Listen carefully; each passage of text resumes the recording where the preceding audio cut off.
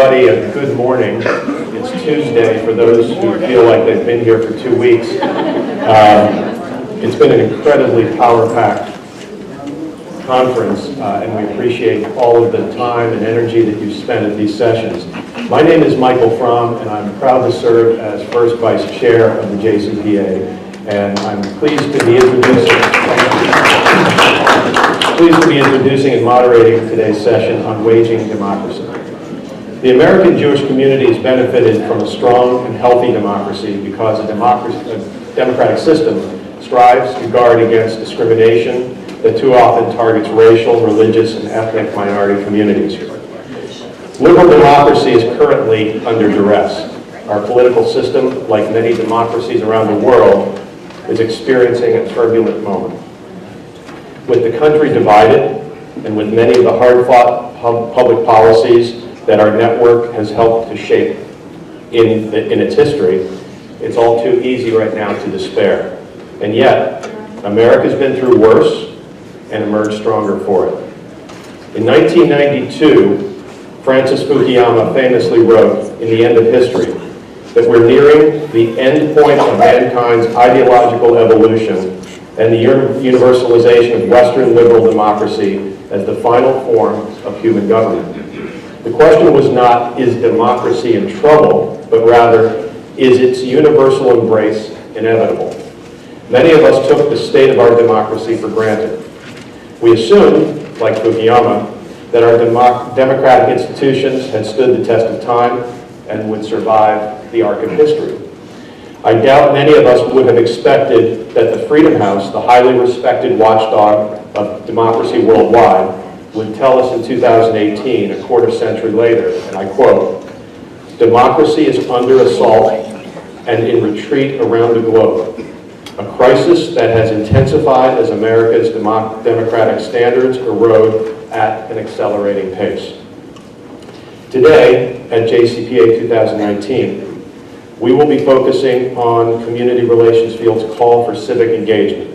When JCPA was founded 75 years ago, it was this very model that powered the great strides in civil rights and helped America come closer to living out its own ideals as a liberal democracy. Today's politics require the same commitment. To discuss current day challenges and opportunities before the 116th Congress and to help us better understand some of the current issues facing our democratic institutions and to guide us on some actions that we can take, we have two esteemed speakers with us. Benjamin Wittes is a senior fellow in governance studies at the Brookings Institution, where he is research director in public law and co-director of the Harvard Law School Brookings Project on Law and Security. He is also co-founder of the Lawfare blog. Vanita Gupta is president and chief executive officer of the Leadership Conference on Civil and Human Rights and was previously the principal deputy assistant attorney general and head of the Civil Rights Division at the U.S. Department of Justice until January 20th, 2017. JCPA has a special affinity with the Leadership Conference as we helped to found it and have remained an active member for the past 70 years. You can read full bios on your app. And before we begin, I would just like to do some housekeeping for those who are going to Capitol Hill. Your luggage, if you bring it on the bus, will return to the drop-off location on the bus at 3 p.m. And if you have earlier flights, you can bring your luggage into the Capitol as long as you don't have sharp objects in your bags. And if you have any other arrangements that you might want to make, please see hi.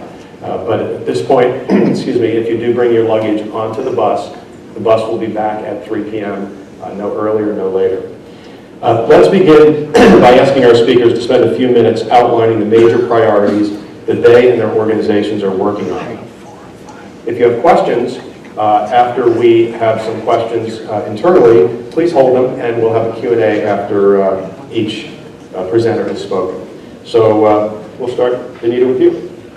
Great, thank you so much. And it's really always an honor for me to be before JCPA. As you said, their history between the Leadership Conference JCPA goes right back to its founding when in 1950 Jewish leaders, African American leaders, labor leaders really came together out of the notion that the fight for civil rights couldn't be won by one group alone, but would need to be waged in coalition. And at that time in our country's history, the focus really had been around voting rights and the fight for voting rights, the fight to stop literally the kind of bleeding and killing of African Americans in the South. And JCPA played not only an incredibly important foundational role in the fight for voting rights, but has continued to be a partner. And we will talk about voting rights today because as things change, sometimes we are still in a massive struggle to ensure that everyone's right to vote is protected. So, and Ben, I haven't had a chance to share the stage with you. I'm excited to do it. So for the leadership conference right now, I came into the leadership conference in June of 2017 at a time where it felt like, as a coalition of more than 200 national civil and human rights organizations, we were just in rapid response mode, kind of responding 5 times a day to the latest kind of assault on civil rights that was coming from the administration on any number of communities that the leadership conference represents. And that is no way to build power or to win over the long term. And one of the things that we did was really hone in on, while we care deeply about specific issues that are germane to the well-being of our communities, like criminal justice reform, educational equity, the fight to ensure, health care for everyone, and these kinds of issues, immigration, immigrants' rights, that because of the great erosion on some of our core democratic norms and principles and institutions that have been really the forum for working through and trying to advance civil rights, that without a focus on the democracy bucket of issues, that we were not going to be able to win any advances on anything else.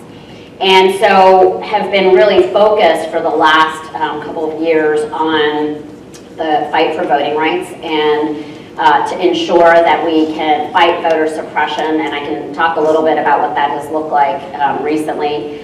The fight to ensure a fair and accurate census. I always say the census is like one of the least sexy civil rights issues, and yet is so foundational to our democracy. It governs not only how $800 billion of federal money gets allocated to communities around the country, but it is also the basis for reapportionment in the House of Representatives, and then becomes the basis for redistricting in 2021. And we will live with the consequences of the 2020 count for 10 years as a country. And there are grave threats to this census, not the least of which is that the Trump administration has decided to include a citizenship status question in the census for the first time since 1950, and we can talk about that. And then also the fight for fair courts, which is a fight that is often feels incredibly contentious because it's around specific nominees, but there are many groups in the coalition that do not take positions on nominees. And yet, I think that there has been a pretty single-minded focus from civil rights opponents on kind of reconstructing the courts in a way that that has not... Wrong room, we turn left. I did not say that. We are not but in a way that, the courts affect everything. They have been the most significant backstop to some of the most egregious excesses of any presidential administration's court of separation of powers, but certainly for this one. And yet the courts are being quite swiftly remade with people who, kind of out of line with prior Republican and Democratic administrations, have rather extreme views. Nominees who are going before the Senate Judiciary Committee and refusing to say that Brown versus Board of Education was correctly decided. Nominees who are, holding and have written and have given speeches that are, deeply anti-LGBTQ rights and the like. And so, for us in this moment, with the attacks on the free press, with the attacks on the federal judiciary, with the attacks on the census, and the weaponization and politicization of some of our core democratic institutions, that is really where the civil rights community has been kind of unified about galvanizing around, even as we do advocacy to advance criminal justice reform, to support and advance educational equity and the like. And I can talk a little bit more, but that's kind of the theory of change we've been bringing to our work. Great, thank you. Benjamin? There is exactly one place in the Constitution of the United States that uses quotation marks. And it's one of the least studied provisions of the Constitution. It doesn't have a major set of law review articles around it, of scholarship over the years, and it doesn't have a lot of judicial precedent around it either. The words that are surrounded by quotations in the Constitution read as follows: I do solemnly swear or affirm that I will faithfully execute the office of the President of the United States and will, to the best of my ability, preserve, protect, and defend the Constitution of the United States. These are, of course, the words of the presidential oath. And when you talk about waging democracy, we have this idea that democracy lives in elections, democracy lives in rule of law institutions, and that we have built a system that actually embeds the sort of Madisonian idea that we're, wonderful people will not always be at the helm, right? And here's the problem, that it's actually nonsense. The reason the same James Madison, who wrote that enlightened statesmen will not always be at the helm, also wrote the words of the presidential oath into the Constitution with quotation marks around them. That is, specified the specific thing that he wanted people to have to swear, is that in fact civic virtue matters. And civic virtue is one of the fundamental elements that holds a democracy together. Now, there's a catchphrase that we use in the Trump era to describe total absence of civic virtue. And it's, we call it norm busting, or, people fret about norms. And that's a very polite way of saying that they don't believe in the integrity of somebody's oath.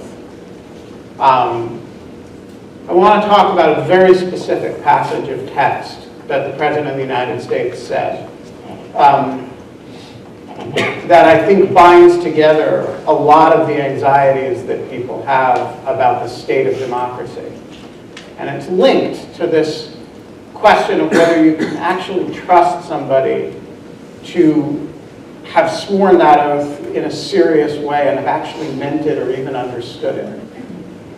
So this is a comment that the President made to a radio station, WMAL, a little more than a year ago, in which he was venting frustration about the fact that he has discovered that he's not allowed to direct the way the Justice Department behaves with respect to investigations.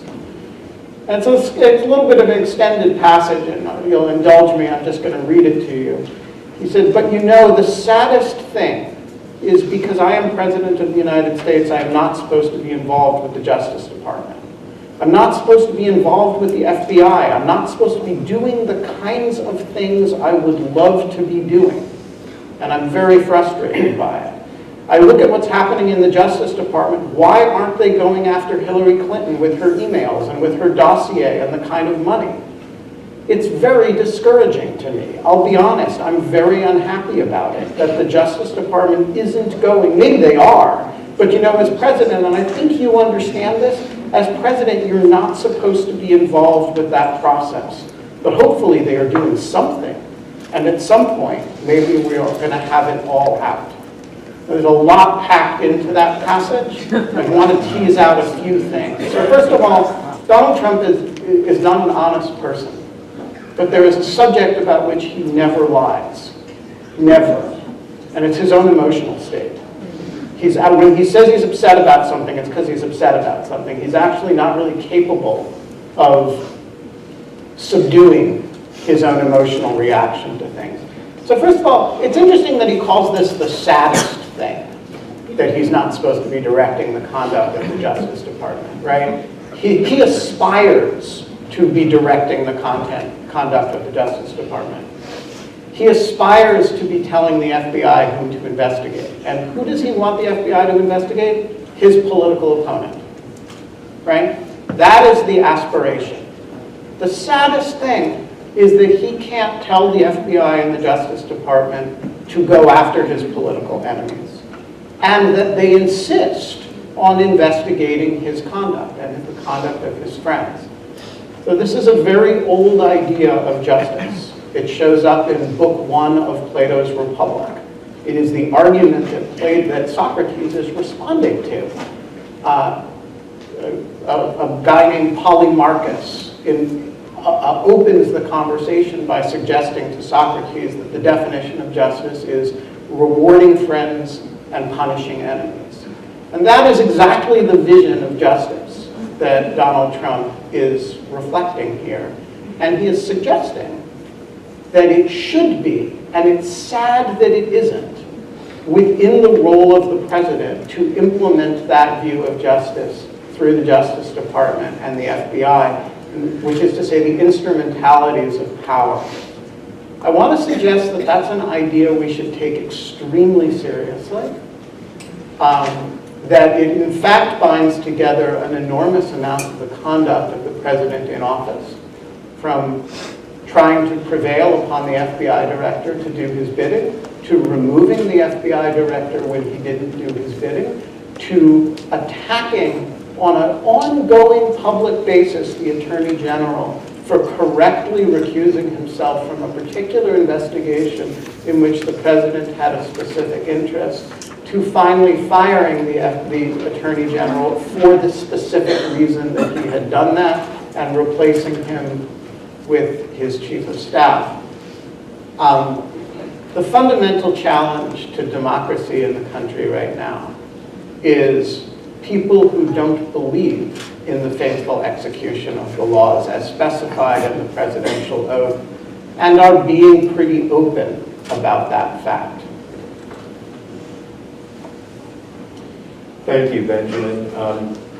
I think when we talk about threats and challenges to our democracy, it's inevitable that we're going to be talking about the subject of politics and elections, the administration.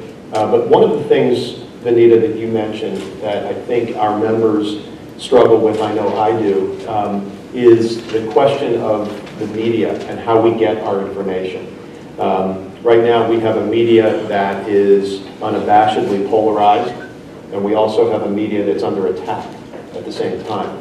And in our community relations jobs, we want to be able to discern the information that we're getting and act on it responsibly. And so one of the challenges we face is how we get our information, where we get our information, and how those institutions are also under the same pressures and threats. So I wonder if you and Benjamin could talk a little bit about the media, where you get your information, how you take that information and then corroborate that, because when we act on a local level, if we're contacting other ethnic, religious groups, if we're contacting our elected officials, we want to be talking with them on subjects and having authoritative, fact-based arguments. And that's what JCPA focuses on, is issuing content to our communities that is fact-based and letting those people decide how they want to approach it. But how do you gather your information, and what do you suggest for our members? Well, I mean, I think that it's hard to imagine I know there are folks who kind of pine for the Walter Cronkite days where it was one person on TV and there was a sense that there was like a trusted source that was credible, that had the kind of moral standing to deliver information. And we're just in a completely different world, and I don't think we're ever returning back to that world.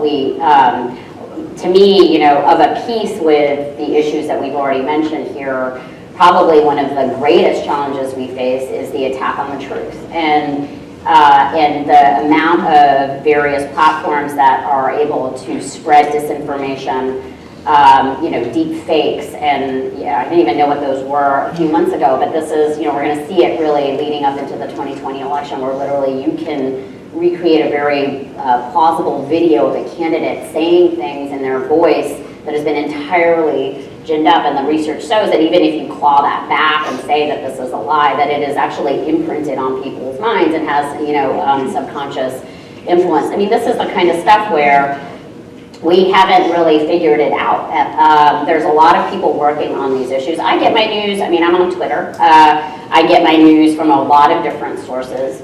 And it requires more discretion on the part of folks that are consuming the news to understand, like, you know, do you just diversify your news sources? I still read the New York Times. I still listen to National Public Radio. I read the Washington Post, but I'm also on Twitter looking at, like, all of the different things and I deliberately will follow folks who don't share my political views, because it is very easy to be surrounded by, I mean, this is the thing is, Twitter curates it, and then you are getting the news of the folks that you've decided to follow, and so it's very easy to create your own bubbles around this stuff, and you have to kind of be intentional about reaching out and understanding, like, what is it that other people consume. I go on TV, but quite honestly, I don't watch it, and I shouldn't probably say that, but it a little bit drives cable TV. Can drive me crazy, but I will go on it because I understand that a lot of people, especially right now, are watching cable news, but they're watching their channel according to it has become so politicized and polarized.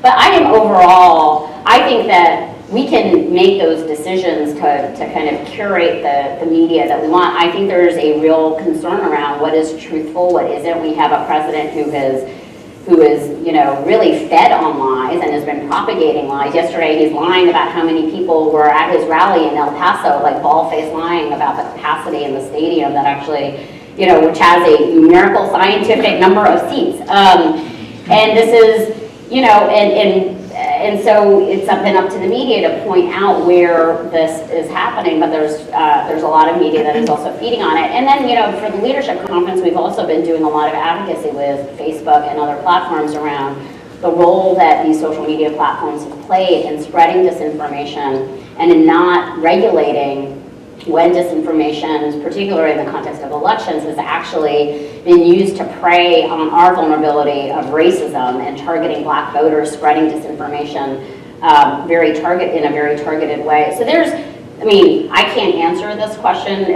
You know, there's a lot of thinking and work that's being done in it, but I think that we are in a little bit of a struggle for truth, and propaganda is often a very core tenet of the push towards authoritarianism, as belied by the trends that we've already talked about here on stage. Benjamin, where facts are fungible, how do you suggest that our members wade through the media? It's a question I struggle with a lot because I am both a producer of media. Lawfare is a multiple times a day publication now. I also have a relationship with MSNBC. I am also a former Washington Post editorial writer, and so I sort of come out of mainstream media in a very traditional sense.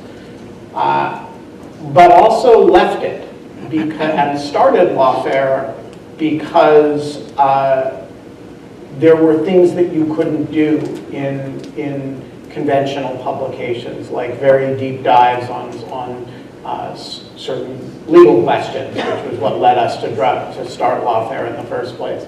So I have kind of a foot in all worlds in this. I largely agree with what Vanita just said. I think we are in a protracted and extended struggle for the authority to define truth, and whether truth is defined by things that we would call facts, or whether truth is defined by the will of the loudest and most charismatic and individuals around. And, you know, I don't know what the answer to the question, what the right way to consume media is, but here are a few guideposts. Anyone who won't show you their work is worth not taking seriously. And, you know, a serious news operation will always try to tell you how they know what they know. And I was struck by this when Jim Comey was fired. I had this sort of moment where I had to kind of decide whether I was going to tell some stuff that I knew. And I decided to do it, and I called up Mike Schmidt from the New York Times, and I asked him, come by my office. I have some information for you. So he comes by my office, and we have a very long conversation, which he recorded.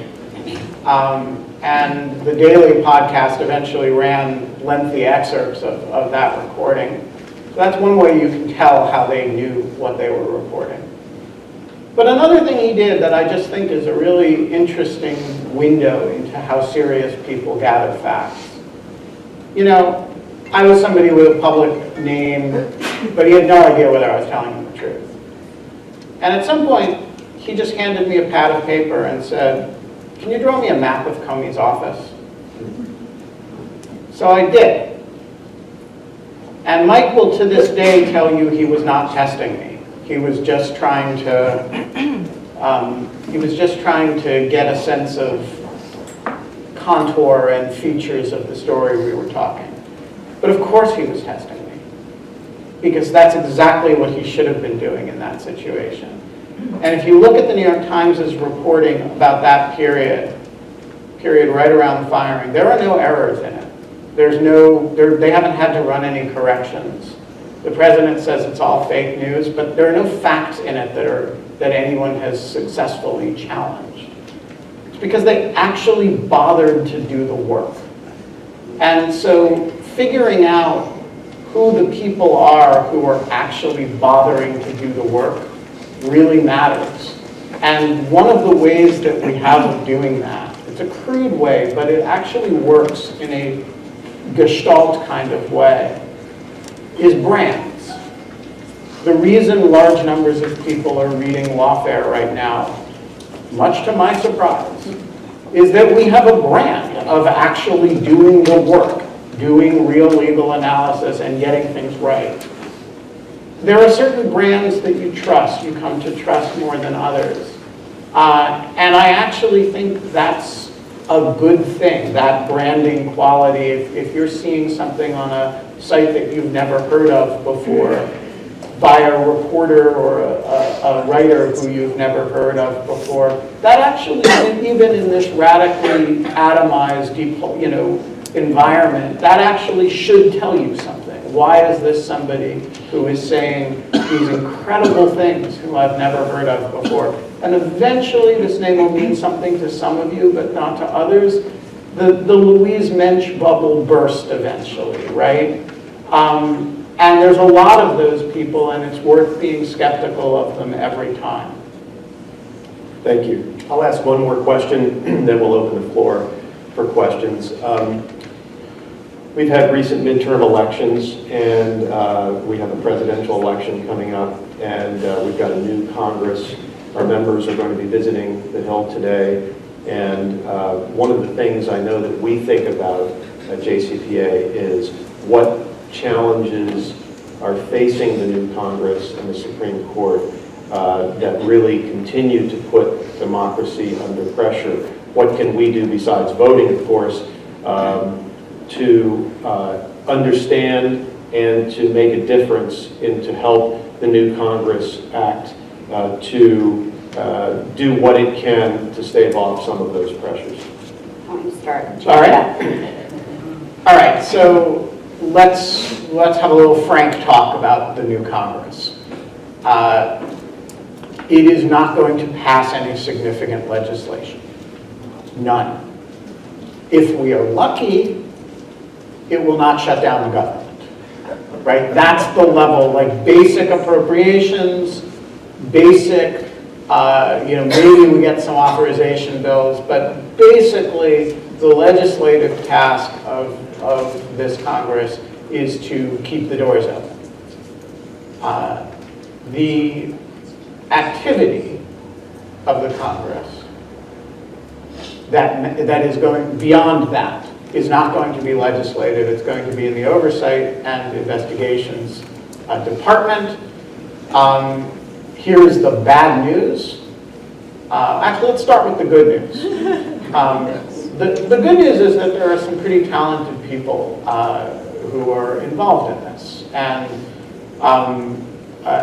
in particular, both Adam Schiff and Elijah Cummings and Jerry Nadler, these are serious people And some of them, particularly Schiff, has a real running head start as a result of the prior work, activity that committee has been involved in for the last couple of years. They have cleared staff, they have people who are in a position actually to do serious work. Here's the bad news. The bad news is that the muscle memory of serious congressional investigation is pretty seriously atrophied.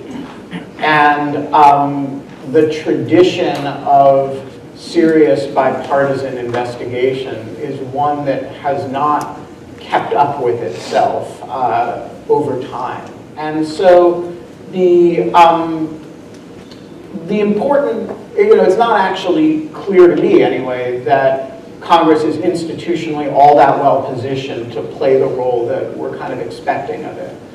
What can people do? First of all, if you don't demand this of Congress institutionally, it won't maximize this variable. Congress really maximizes one variable, and it's the principal thing that is demanded of it at any given time. And so I think the question is, realistically, we should focus our demands of Congress for a serious oversight process, and that's realistically what we're likely to get over the next couple of years. The courts are a little different because, of course, they're not all that responsive to political pressures by design. And so when you confirm large numbers of judges, you bake in a certain degree of outcome over a protracted period of time. So I don't really think there's very much to do about that, to be honest. I think that's depending on where your politics is, that's either a cost or a benefit of the current environment that we're going to live with for a while. And I'm not sure, other than if one is inclined to be disapproving of that set of eventualities and outcomes, I'm not sure there's much to do about that other than elect different senators and elect different presidents. Thank you. So I do this work, and I'm really glad that you all are headed to the Hill. I think that there are different opportunities here, and I think the oversight function is a key one, because there really essentially has been no oversight for the first 2 years of the administration, where congressional Republicans abdicated their responsibility to be a robust body of providing meaning to separation of powers. And so the oversight agenda is really important. That's how you call cabinet secretaries in to justify and explain rationale. Checks and balances. Checks and balances. We didn't have them. We have them now in the House. And it's not a small thing. I got to tell you, from the work that we're doing every day, to be able to now have Secretary Ross come in and talk about the census, to have Secretary Nielsen come in and have to answer questions about separation of families, and the fact that we still have hundreds of kids in detention centers who may never see their parents again, and that the Justice Department actually has no clue about who is in these detention facilities. To be able to call,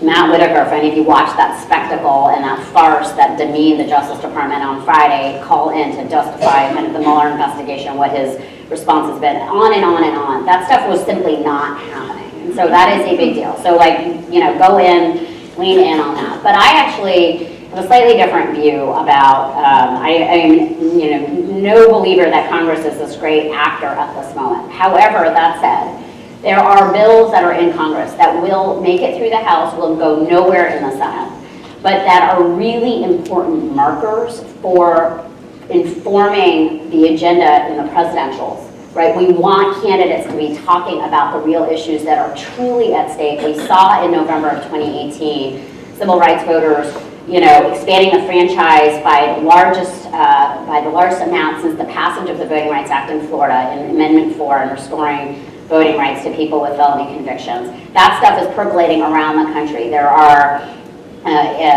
passage of automatic voter registration bills in bipartisan ways in states across the country, a broad agenda that is actually part and parcel of a major omnibus bill that will not pass the Senate, H.R. 1. I testified in Congress on it 2 weeks ago, but it is about confronting money in politics, the rigged rules of our system. A lot of folks, as civil rights folks, we do a really nice job of focusing in on policy-specific issues. But when the kind of root of our structural democracy is being attacked, this is something that the right has always understood about the focus and the need to focus on the courts, on political power, on these structures that ultimately will define how any policy issue gets played out. There are bills right now that are message bills, we call them, but they are important markers that will inform. They're building off of the kind of state, the momentum in the states that is a more constructive and productive momentum, and laying the marker for what we ultimately want to see federally, and that needs to inform really the kinds of debates that are happening in the next 2 years leading up to the presidential election. So I would say H.R. 1 is one. I would say, yeah, the courts, look, it is a bleak picture given the makeup of the Senate. Obviously, I'm assuming a particular perspective. As a civil person who cares about civil rights, there is no question that the way that the courts are being remade right now is deeply devastating to civil rights enforcement. But the reality is we can't sit back. I mean, yes, people have to vote for their in Senate elections. But we also, as I said, are playing asymmetrical warfare on actually fighting to preserve the independence of the judiciary. Their Federalist Society and Heritage Foundation and their Action PAC have been spending tens of millions of dollars for the last 30 to 40 years intent on remaking the federal judiciary. There has been no kind of infusion of funds or strategy on the progressive side and on the civil rights side to actually have that fair fight. When you have folks in Alabama saying that they don't much in the Senate, the Alabama Senate election in 2017, saying we don't much like Roy Moore, but boy do we care about the Supreme Court. There is a different kind of understanding among the grassroots about the importance of the courts. So we can't sit back and wait for the next opening, and there could very well be another vacancy this summer in the Supreme Court, and say, let's just like hang back, there's nothing we can do. There's a lot of work that we're doing and need to do more of to actually educate ourselves and our folks about why people need to care about the courts. That if you care about criminal justice reform, you have to care about the courts. If you care about immigrants' rights, you have to care about the courts. If you care about fighting anti-Semitism and hate, you have to care about the courts. Because everything you care about is playing itself out. And so that's where I think there is a lot of active work to be done now, and it's about organizing, but it's building towards a long-term kind of understanding, obviously being realistic about, the makeup. So what I'm taking away from both of your comments on that question is, in the absence of serious progress on legislation in this Congress, it doesn't mean that we as community activists and community relations people shouldn't be talking about this legislation. We should be consistently keeping this legislation and the bills that are important to us top of mind in the media with our elected officials, because, as you say, these are message bills that give Congress an understanding of what's important to the electorate going into the presidential election. So we should not feel discouraged if we don't get legislation passed, that it's a signal to us to stop talking about it. Most legislation takes more than a Congress to pass. A lot of legislation takes many Congresses to pass. And periods of divided government, particularly in polarized environments like this one, where the Venn diagram overlap between the Senate and the House is pretty much of a sliver, is not a period in which you should expect large amounts of legislative productivity, which is not to say that the legislative activity in one House isn't important for messaging or longer term political cultivation of coalitions reasons. This would be a good point to open up for questions. I think Tammy has a microphone if anyone has some questions. Neil? Of course. I probably don't need a microphone. So, and yet you have one anyway. Okay, so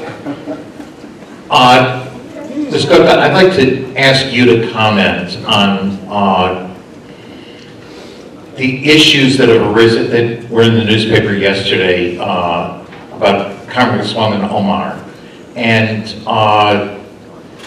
how is some of the tensions that are created and rising sense of anti-Semitism on the left and often in the forms of anti-Israel statements, how is that going to impact the coalition that you head and that's stood the test of time for almost 70 years now? So I will say that I have been deeply concerned about anti-Semitism and the rise of hate since the 2016 election, where I headed up the Civil Rights Division. We enforced and prosecuted hate crimes and bullying, and preventing bullying in schools, which is often the earliest form of these issues. And the reality is that the rise in anti-Semitism, in Islamophobia, in anti-LGBTQ hate, we are in a surge of this. The FBI has given numbers to it. We all know that hate is vastly underreported. Bullying in schools is vastly underreported. And yet, even with those statistics, there has been a very significant surge, and in some cases directly attributable to the president's own words. And we all saw Charlottesville play itself out.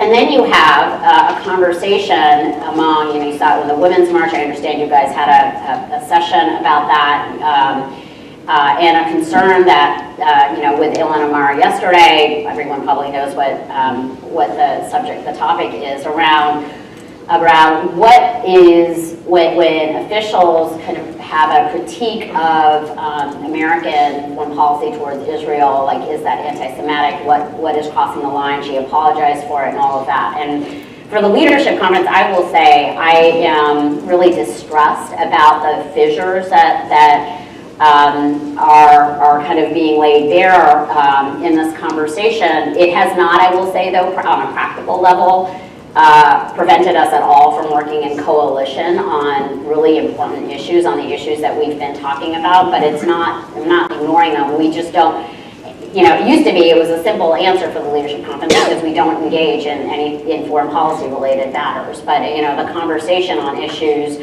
around BDS and anti-Semitism is definitely kind of, when I know that, like, Rabbi Pesner is speaking with Bishop Barber about voting rights and he's getting heckled, or when there's a critique of a Muslim activist for talking about human rights violations in the West Bank. I mean, this is a very difficult conversation. I don't think we can run away from it, but I will also say that in my own practical work, the one thing that we are seeing right now is a level of solidarity and coalition that is being expressed in a way that I think doesn't always happen, and part of that is because of how under attack and how kind of an equal opportunist the attack's been from the president against all of our communities.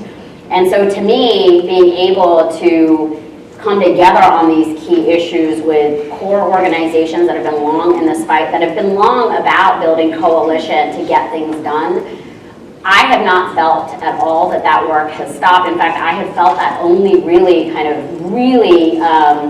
get more and more energized in the last 2.5 years. And so I think we have to be honest and acknowledge these issues and point them out, but I also think that there is a lot more that is bringing our organizations together in this time as we fight some of the greatest attacks on democracy and some of the greatest attacks on the most vulnerable among us. Thank you. Other questions? Please. Hi, David Bernstein.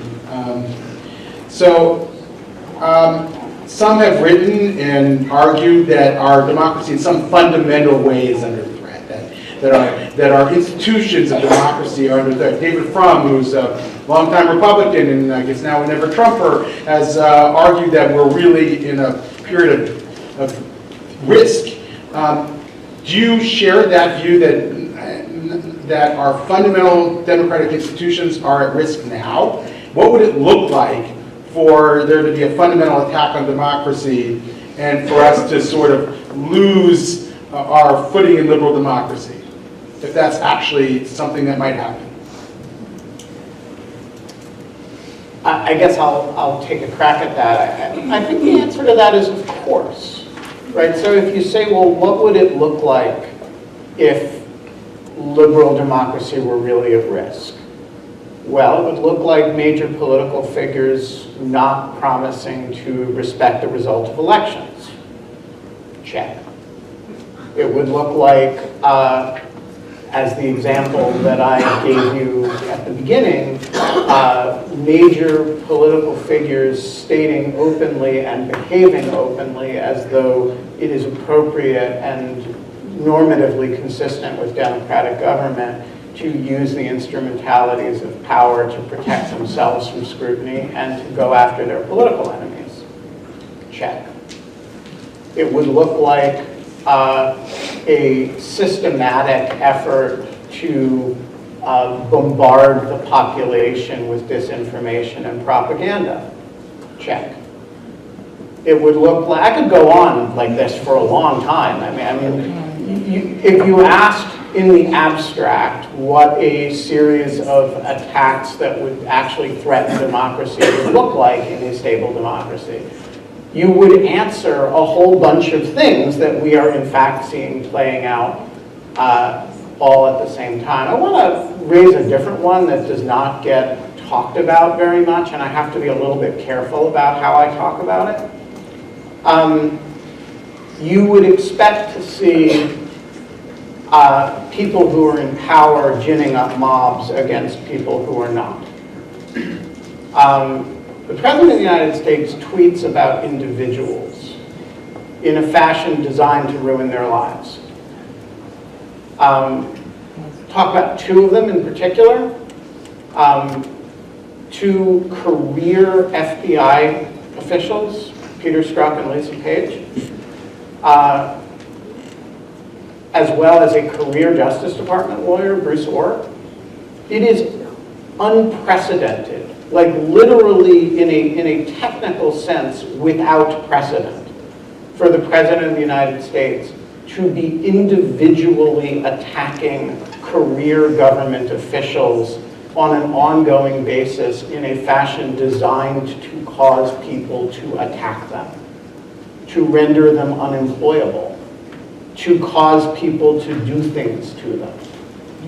You would expect to see that if you were in Venezuela and democracy is under threat. That's what Nicolas Maduro does, right?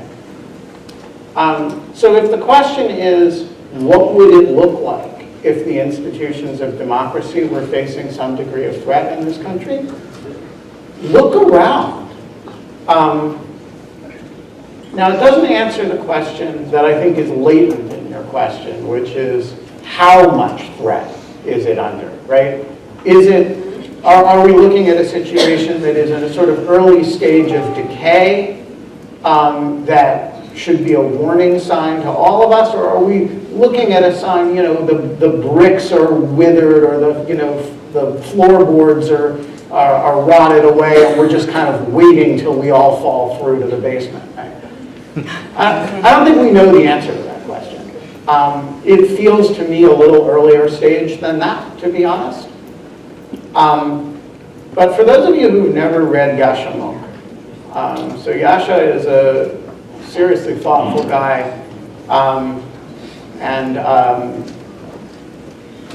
a few years ago, he's a political scientist, and a few years ago developed what was then a highly counterintuitive thesis, which he wrote his dissertation about, which is that the conventional Fukuyama wisdom, right, that once you have a consolidated democracy, it cannot backslide into a non-democratic state, is wrong. And that there is a lot of polling data in a lot of consolidated democratic countries. Yasha is originally from Germany. That shows growing anti-democratic sentiment in highly consolidated democracies. He wrote this before Poland, before Hungary, before the rise of the AfD, and before Donald Trump. All right? There's a lot to be said for what Yasha calls the democratic deconsolidation thesis. And where we are on a spectrum of possible democratic deconsolidation, I do not purport to know. By the way, I don't want to wait till we fall through the floorboards to figure out the answer to that question. I want to be the person who is later understood to have been a Chicken Little, because we all actually mobilized on the basis that the sky is falling, and we bought an insurance policy. And by the way, the president makes fun of the phrase insurance policy, which Pete Strzok or Lisa Page sent in a text to the other one. I stand by that phrase. There's a whole corner of the fever swamp where people believe that I direct the insurance policy conspiracy because I used the phrase on Lawfare once. I want to be the person who said, let's get some insurance policies in place. Let's actually do that work. And then, by the way, the house never burned down. I don't regret my homeowner's insurance just because I've never had to file a claim. I want to just take a second to, I think that I sometimes refer to this period as the boiling of the frog, because sometimes we're in it and we can't see that it's like democracy's death by 1,000 cuts, and yet there are so many danger signs and alarms. And I, numerous times in the last year, it felt like we were at this like constitutional line, or the red line that we were passing, and what did it mean and what were we going to do. And I think about this though with some degree of perspective, which is we are at a very dangerous point in our democracy where we could just be kind of watching the boiling of the frog on our watch. But I think there are a lot of people in this country that are, they never thought of themselves as activists. They didn't see themselves as like kind of abstract rule of law thinkers, that they are watching this stuff play out in their own lives, or watching, how the news is talking about it and the like, and they are increasingly engaged in whether it's local or a national fight to save their democracy, and how they see their own kind of actions playing a part. And I think that is a really important thing to happen. But I also think it's important to recognize that for a lot of folks in this country, our democracy has never worked, and that there are core institutions, and you look at kind of modern day voter suppression and kind of the long history of systematic voter suppression and denial of democratic rights to African Americans, and the long history that we have in that regard. It is also important for us to understand that in this moment, there are many folks and communities in this country for whom democracy also has not worked, and that the strains that are being placed and the kind of increasing veering towards authoritarianism is placing that much more of a toll. But this has been a part of our long history and since our founding. And so we can't just decontextualize the current moment we find ourselves in. It's why we have to play the long game, but it's also why the only thing that has ever made a difference in making kind of progress in this country through these kinds of crises and moments has been the goodwill and good conscience of human beings, standing up against all odds in the face of, an onslaught of tremendous forces, and saying and refusing to allow the status quo to stand, and refusing to allow the battering of American values as much as they've been promises, maybe more so than realities, but trying to give meaning to them and fighting back. And so you can't be a civil rights lawyer without being deeply hopeful. I'm a deeply hopeful person. I think you guys go on the Hill and organize in your local communities, organize in your religious communities, organize where you can. But that, we can't stop at the analysis. We have to go forward about what is it that we are doing in this moment, and who among us wants to say that we were sitting on the sidelines in this moment in history when we are really at a kind of a time where we could be redefining what this country is, who we want to be, what kind of America we deserve, who belongs, what kind of inclusive country we want to be. But that is, we all share that responsibility, and in a really kind of basic way, and I do think that there is a renewed energy around these issues. But if we aren't kind of following through, or we somehow become complacent that the forces are too great against us, that's when we will literally be boiling the frog. And I think, you know, there's a lot of reasons to have hope about what is driving and animating activism right now, but it is incumbent on all of us to kind of carry that forward in our community. Well, and when you listen to the warning signs that Benjamin was listing, and we sit and we chuckle and we're cynical about that, I think the danger is to accept that as being okay.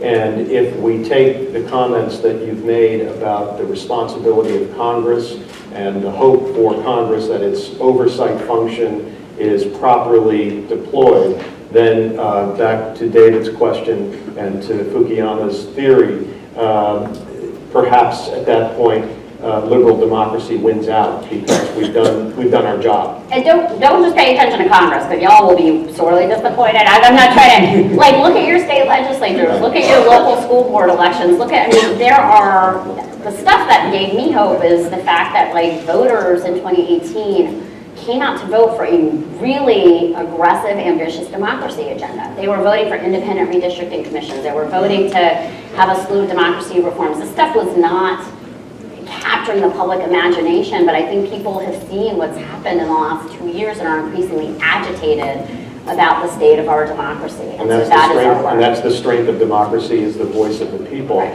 We have time for one more question. We do not have time for one more question. I have been reviewed.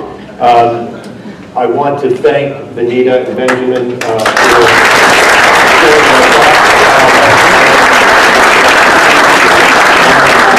Somewhere between discouraged and uplifted, I'm not sure, but hopefully by the end of the day I'll be able to reach back. Thank you very much.